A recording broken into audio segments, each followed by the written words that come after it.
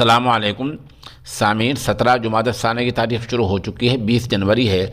उन्वान है देश दुनिया की अहम खबरें।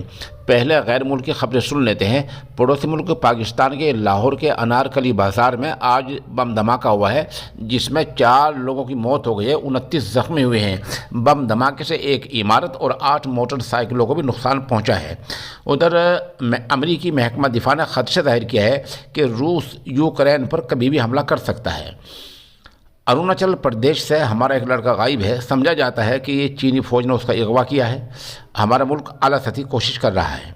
कज़ाकिस्तान में अभी भी तशद्दुद और लड़ाई जारी है। वहाँ धरने मुजाहरे ख़त्म नहीं हुए हैं। सऊदीया में सोने और चांदी की एक और चट्टान बरामद हुई है।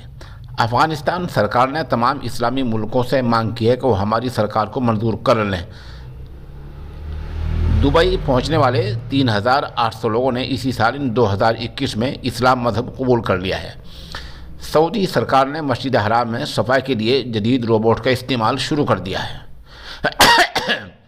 फ्रांस में खेलों के दरमियान अब कोई मुस्लिम खातून हिजाब नहीं पहन पाएगी। इस मतलब का कानून वहाँ की सरकार ने मंजूर कर लिया है।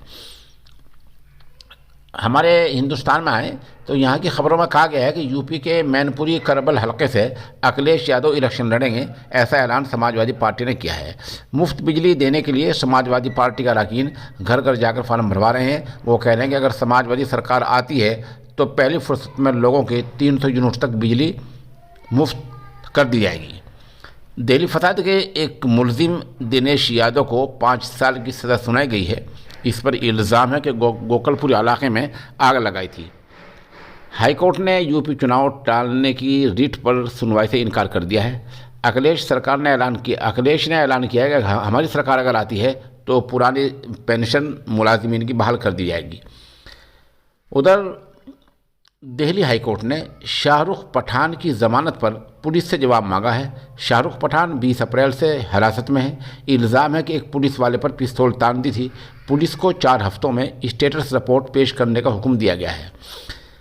राजस्थान से खबर आई है कि राजस्थान में किसानों की ज़मीनें अब नीलाम नहीं होंगी। ज़मीन नीलाम करने पर रोक लगा दी गई है। आपको पता ही है कि 24 घंटे पहले एक गरीब किसान की ज़मीन बैंक नीलाम कर रहा था। राकेश टिकैत वहाँ पहुँच गए तो मामला रुक गया।